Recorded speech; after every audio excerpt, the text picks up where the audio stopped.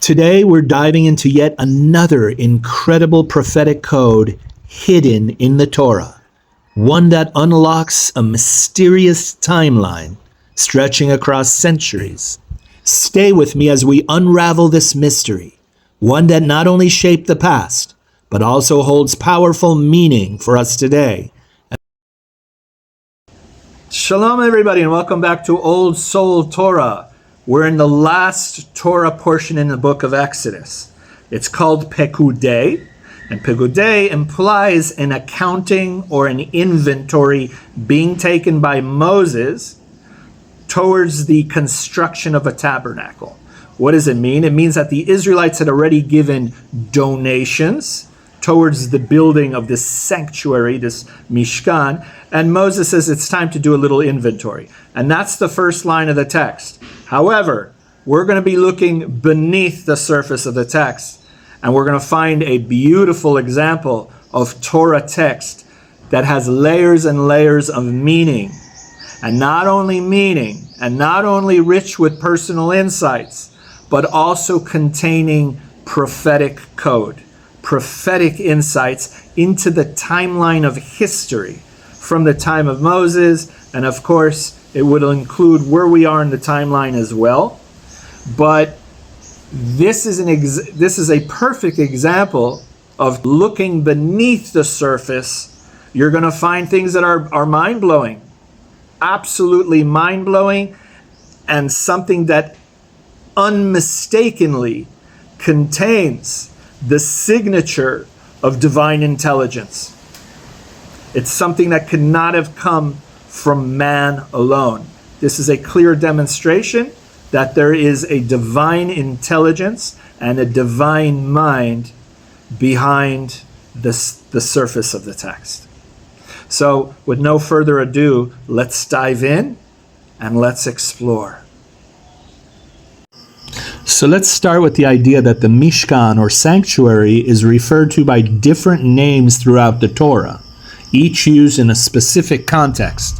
Some of these names include Mikdash, which means sanctuary, Ohel Moed, the tent of meeting, the Mishkan Hashem, the dwelling place of Hashem, and the Mishkan HaEdut, the tabernacle of testimony. In the verse that we're about to look at, the tabernacle of testimony, Mishkan HaEdut, is the one that is used. Now, when you look at the phrase in the context of the verse that it's in, something unusual stands out. The verse states, "These are the accounts of the tabernacle of the testimony, as they were counted according to the commandment of Moses." So here's the thing. The phrase, "the tabernacle of the testimony," seems unnecessary. If you were to remove it, the verse reads just fine without it. These are the accounts of the tabernacle as they were counted according to the commandment of Moses. So the question is, why include it? Why add what seems to be a redundancy? Unless testimony is hinting at something deeper. Perhaps a hidden code waiting to be uncovered. So when something's a little peculiar or a little odd, then it means that the text is begging for our attention. It's trying to tell us something. Now remember, Hebrew is a linguistic system, but it's also a numerical system. So those words, those letters that contain the word testimony also contain a number. And let's explore what this number might be. So here we go. If we calculate the Gematria of HaEdut, He is 5, Ayin is 70, Dalet is 4, Taf is 400. The total Gematria is 479. The significance? This is precisely the number of years between the construction of the Mishkan and the building of Solomon's temple. So basically, here's a timeline of the 479 years from the building of the Mishkan until first Beit HaMikdash, which means the first temple, Solomon's temple. Number one, what's significant for us is number 1 and number 5. Okay, because number 1 is when the Mishkan was erected in the wilderness. That's 1 year after the Exodus of Egypt. And if you look at the year, it's 2449. Okay, and then you can see the equivalent on the Roman calendar in BCE. But let's look at the Hebrew 2449, and that is subtracted from number 5, which is 2928, and that's the year that Solomon constructed the first temple.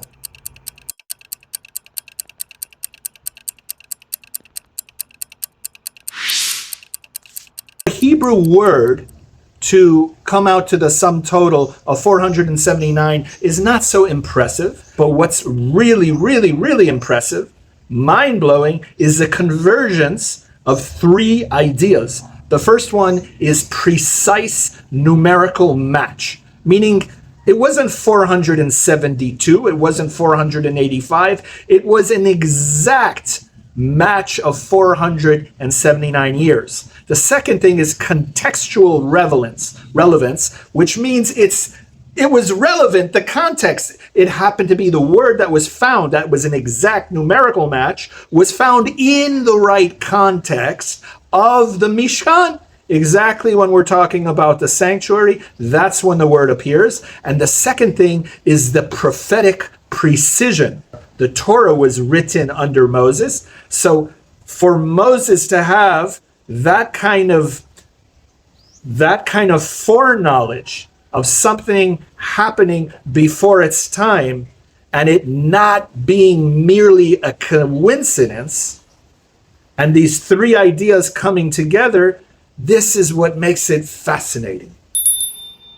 In scientific terms, this falls under the category of predictive coding, a pattern so precise that it challenges the assumption of randomness. When a numerical value, historical accuracy, and thematic significance align so perfectly, it moves beyond coincidence. Such precision suggests not just intentional design, but intentional authorship, a signature woven into the Torah itself, hinting at the guiding hand of the Creator. Now, are you ready for another layer of Torah code found right in the same verse? Here, we return to the opening words, Ele Pekudei HaMishkan. The word Ele here is properly translated as these are. However, it is also a secret name of God. You see, there's a family of divine names, all related to El. Here you can see the different names. And on the bottom is a special version because it's biblical Aramaic, and it appears in the book of Ezra and in the book of Daniel. And every time it appears, it alludes to God as the knower of secrets, or the one who reveals mysteries, or in this case, the end of days. Let's look at the passage. The king said in reply to Daniel, "Can you really make known to me the dream that I saw and its meaning?" Daniel answered the king and said, "The mystery about which the king has inquired, wise men, exorcists, magicians, and diviners cannot tell to the king. But there is a God in heaven who reveals mysteries. And he has made known to King Nebuchadnezzar what is to be at the end of days." Looking up, you'll notice the unique spelling of the name, Aleph Lamed He, linked to the one who knows the ultimate truth, hidden from mankind, including the secrets of the end of days. And what is the Gematria of this mysterious name? Let's find out. And sure enough, it's 36. The number 36 represents the Ol HaGanuz, which is the primordial light of creation before it was removed from the world.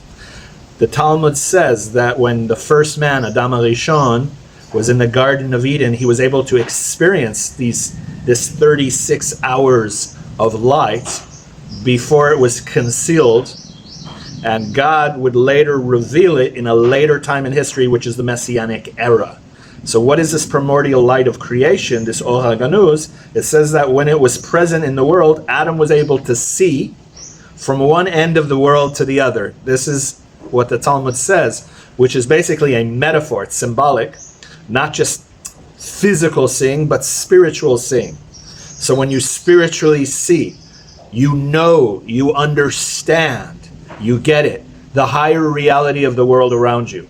So when the Messianic age comes, that light is returned to us, and it says the knowledge of God, the deep inner knowingness of God will fill the whole world like water fills the sea. The next word in the verse, Pekudei, is also the name of the Parsha. In this context, it means the accounts of or the inventory of. So it would read, the verse would read, these are the accounts of the tabernacle. But this same word from Pekudei, the shoresh, the root is pakad, it appears in the Torah numerous times, and it's when Hashem remembers and visits again. That's like when Hashem visited or remembered Sarah, when Hashem remembered the Israelites when they were in slavery and he gave the promise of redemption, or when Hannah was crying and Hashem remembered Hannah, and then she got pregnant and bore children. In each of these situations, the same Hebrew word that you see in this verse, Pekudei, which means accounts of, actually means God visiting, God intervening, God fulfilling a promise. So let's look at what we have so far, beginning with the word ve'ele, and these are. The prophetic insight we have learned is that it contains the letters of the divine name, Aleph Lamed He, associated with the knower of all hidden truths, including the secret of the end of days. And the Gematria is 36, alluding to the Or HaGanuz, the hidden light, the primordial light, which is temporarily veiled in history, awaiting its destined time to shine forth.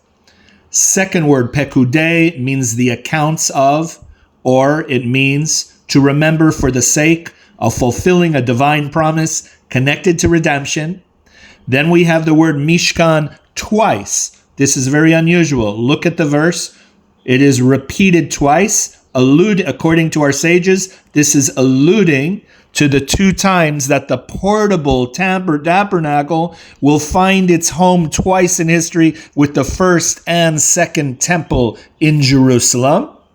And then we have the word of the testimony, Ha'edut, which is 479, the years it will take until Solomon builds the first temple, the first of these permanent structures. But the number 479 has another hidden meaning as well that will wrap everything up. So let's go back to the number 479, because there's a hidden meaning that we haven't shared yet.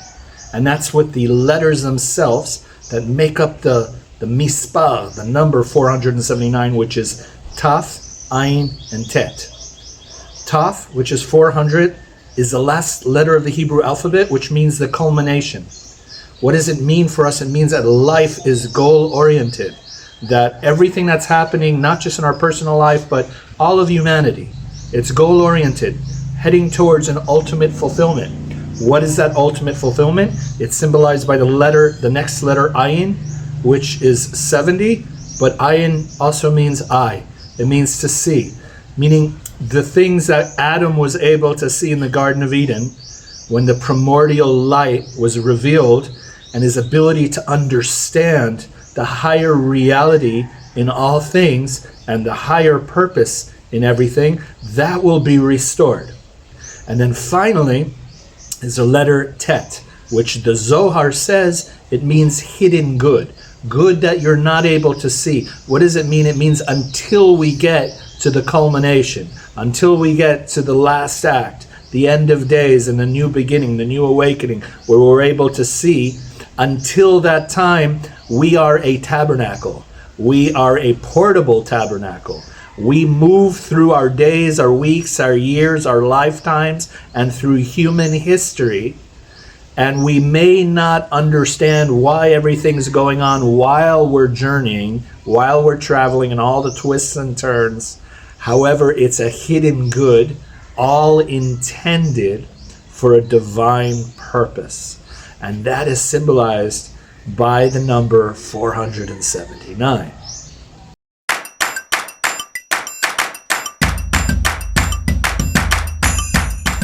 Torah of the Mishkan, of the portable sanctuary. The Torah, the essential teaching behind it is not just that it's portable, but that everywhere it takes us is a necessary step for our refinement and for our preparation for the next area of curriculum for our soul. So this is the last parsha in the book of Exodus, and what we looked at was the very first verse. The very last couple of verses in the parsha talk about the clouds of glory and by day and the pillar of fire by night. And when it moves, we move with it. And when it rests, we set up camp. So we're always in life fluctuating between encampments and journeys. And they're all part of our soul growth. And this is what the Torah, the book, the last parsha, the book of Exodus is coming to remind us. On this note, shalom, peace and blessings. May God always, always, always be there as your cloud by day, hovering and sheltering and protecting you. And by night, when it's darkest and we're not able to see, you should have a pillar of fire. The divine presence should always be in your midst and always be part of your household and your encampment.